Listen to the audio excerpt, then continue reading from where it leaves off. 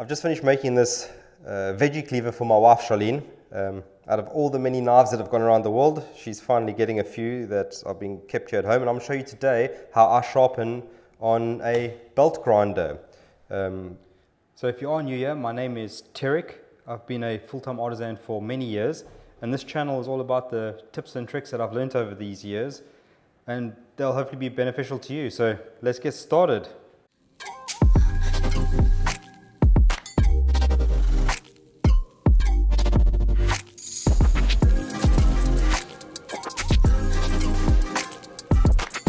There are three different ways that you can sharpen with a belt grinder. The one way is on top of the platen with the wheel itself, or you can find a soft spot. I'll turn this attachment around and that'll give you an apple seed grind. All of these different types of grinds do offer different benefits to the knife that you're doing. My preference is either to sharpen on top of the platen when I'm working with chef's knives and these styles of knives at least, and then I also do a lot of a convex or an apple seed grind, which I do on the opposite side of this attachment, but basically it's just on a slight soft spot of the belt, which gives you a nice rounded edge. It's a very, very strong edge. It lasts an incredibly long time. Let me go and show you a little bit about that. Alright, so before I get down to the actual sharpening of this knife, I just want to quickly go over some edge geometry for you guys. I've had a lot of questions around this over the years from friends that are getting into knife making and just people interested in the craft. I've got three angles that I work at. I work at 15, 20, and 25. So I'll do 15 degrees, 20 degrees, 25 degrees, at least within that range. I do freehand grinds on everything. So what is the difference between these different angles and when do you actually want to use them?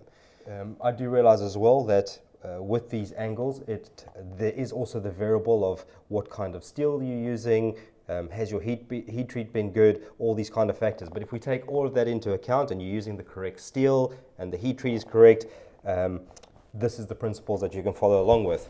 So I like to do all of my chef's knives at a 15-degree angle. Now the reason why I do my chef's knives at a 15-degree angle is because a 15-degree angle is a very, very acute, fine angle.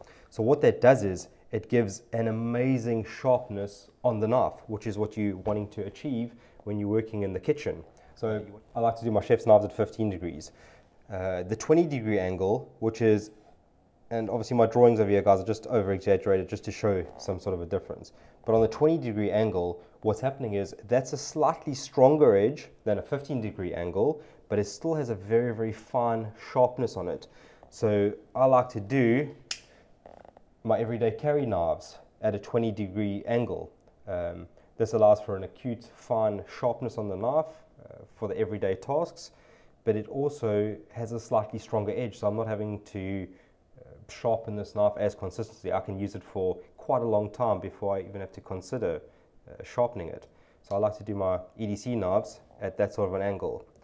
I also like to do my cleavers, or at least my veggie cleavers, at that angle, because these knives over here, you know, they're designed for working through sometimes harder items like the skin of a butternut or a pumpkin or things like that.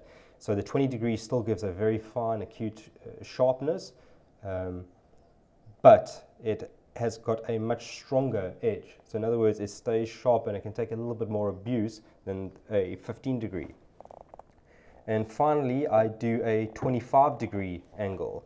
Now the 25 degree is obviously, in relative terms, the fattest of all the different types of sharpening edges. So what that does is now it gives a lot of strength. If you look at the difference between, if you were to take a cross section of these different edges and look at the top of it, the 25 degree has got much more weight behind the actual edge, which means it is an extremely strong edge. But with it having that extra weight behind the edge, it will not feel as acutely sharp. So that will be the difference. Now the great thing with a 25 degree edge, or at least the performance of a 25 degree edge, is when you've got something that is a hard working item. So some of those hard-working items that what I'd consider hard-working item, one of the knives I make, this pattern knife, which is for the leather artisans. This knife is designed to cut through leather, and it gets really pushed into the leather and has to work. I mean, this knife works incredibly hard. So I'm wanting an edge that is going to stay sharp for a long time, so that it can get the job done without the edge risking any kind of damage for the hard work that it's doing. I also do a 25-degree angle on all of my hunting knives. Now, unfortunately, I don't have one of my hunting knives finished. These are still works in progress inside the workshop, but my hunting knives are all sharpened at a 25-degree angle. Again, because these knives are working knives and you're wanting them to get big tasks done, and that angle does that brilliantly. So this is a little bit of an overview, at least, of the 3 different angles that I like to use on my knives. Obviously there's variances in this, but this is a nice simple way to get started, especially if you new to sharpening knives. So just before we finish off over here, I did mention over there that there's 3 ways that you can put the edge on, and that can be either with a wheel, with the platen, or with a convex, which is a soft spot of the belt. So what does that actually do to the shape of the edge? So when you do it on a wheel, you get this, and this will obviously be looking at a microscope, but you would have this concave shape on the edge. When you're doing it on the platen, very obviously you would have a straight edge, and when you're doing it on a convex or on the soft spot of a belt, you'll have an edge that has got this slightly rounded look to it, the shape of an apple seed. I've sharpened many knives in every one of these different options. The 2 that I stick to, my 2 personal preferences, is using either the platen or the apple seed grind. This over here is obviously on the wheel, so I like to use it either on the platen or on the apple seed grind. The reason being is that I personally find that these give a very, very keen edge, and they stay sharper for a lot longer. So these are my preferences. Obviously, I know other knife makers that use it on the wheel and they get great success with it. I have in the past too, but experiment. Find the one that you prefer. There is no right or wrong in this. Find your preference and do that. All right, so I'm just about to get this knife sharpened up here. I'm going to be doing it on the platen. And the belt that I like to start off with, I mean, this is obviously, there's no edge put on this knife now. My personal preference is to start with an old 80 grit. So this is an old 80 grit. I then go to a 220 grit, a new 220 grit, and then to a A45 belt, which is around about a 500 grit. And then I go into a leather belt, which I make. So I'm going to take you guys through that whole process. So the place to start now is obviously to get the correct angle. So the easiest way to do this is to go, well, find your 90 degrees. I then come down to 45 degrees. I then halve that again, which will give me 22.5 degrees. And as I mentioned there, I like to do these knives at around about 20 degrees. I'll come down that little bit more. So I know where that angle is and where it needs to sit now. Now, recognize as well, if you're just starting off with this, finding these angles and finding the certainty of are you at the correct angle can be quite tricky. So there's a quick solve to this. Let me show you how to do that quickly.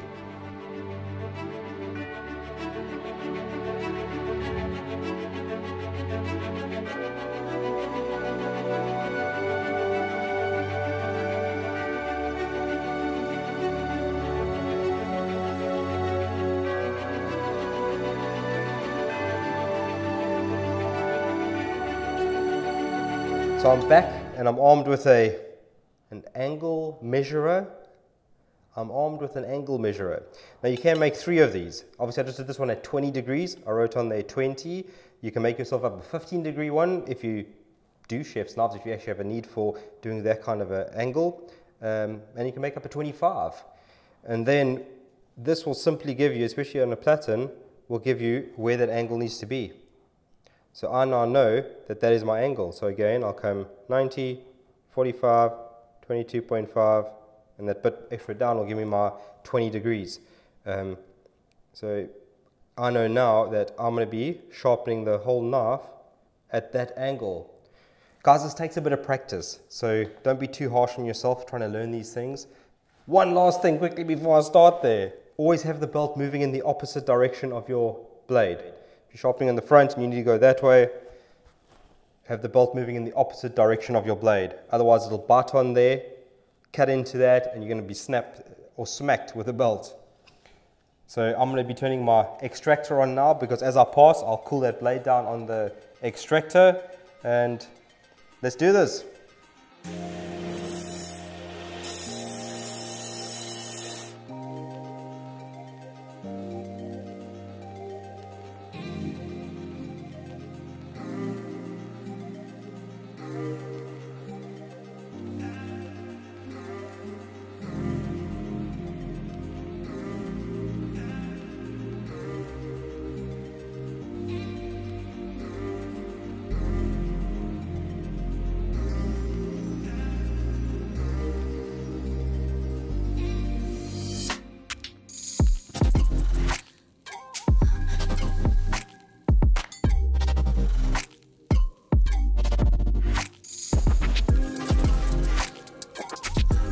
Okay, so I've just finished here on the 80 grit. The thing that lets me know that I'm done is that there's a burr that's completely brought over onto the steel. So what that means is, as I'm busy sharpening both sides, we're removing steel.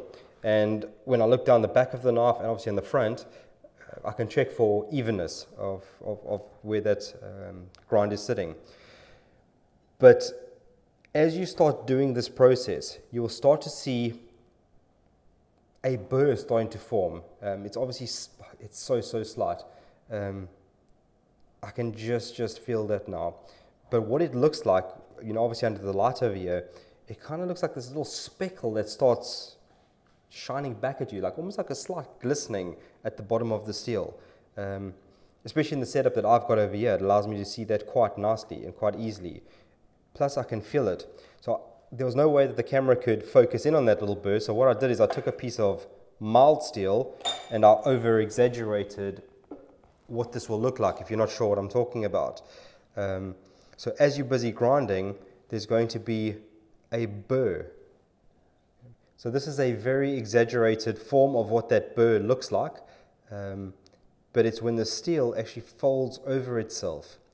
Now, on each layer of the belt, you're going to know that you're done with that belt when the complete section of the blade has a burr going through it. So in other words, if the front of your blade had, or a portion of your blade did not have that burr, so in other words, it had a portion where, knock off there, where it had a portion, there was a burr, there was no burr, there was a burr, that means you've still got work to do on that portion of the edge. The edge is only complete and reached this point of where it's going to be completely sharpened when the complete burr is even and consistent throughout the edge. So I'm going to hop onto the 220 grit now, and that burr that I'm creating on the knife, it gets finer and finer as the finer the belts go. So I'm going to carry on with that.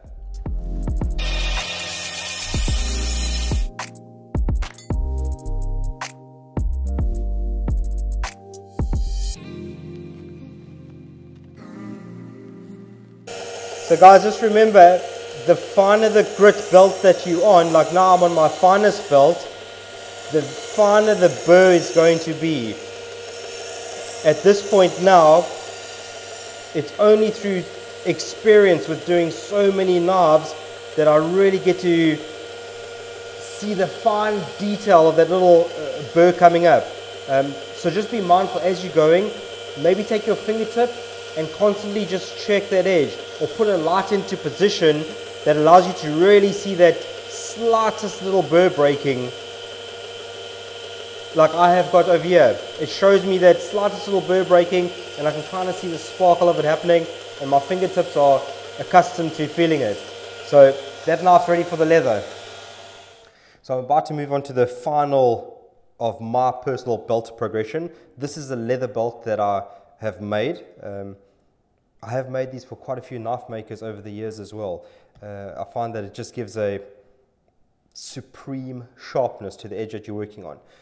If you don't have one of these leather belts, that's okay as well. For the first part of my knife making, I didn't have one.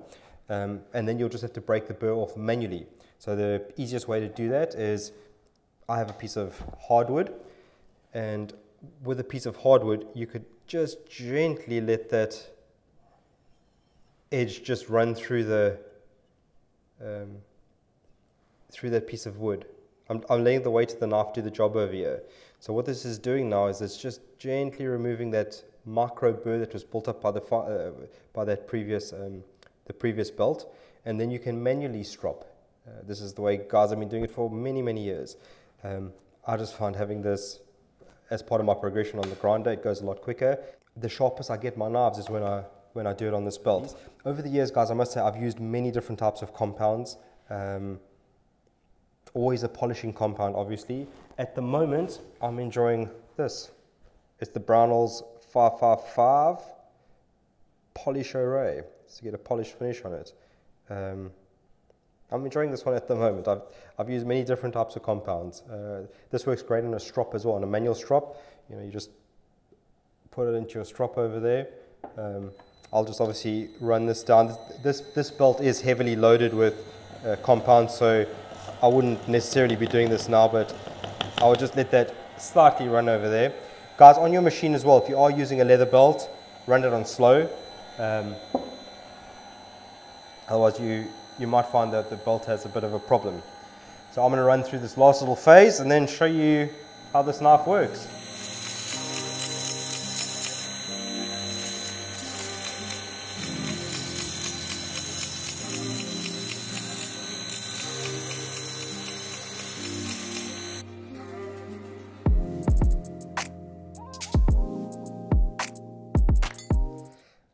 Alright, so to now prove how sharp this knife is, I'm going to shave off this beard. No, I'm not. But we'll do some other fun sharpness tests.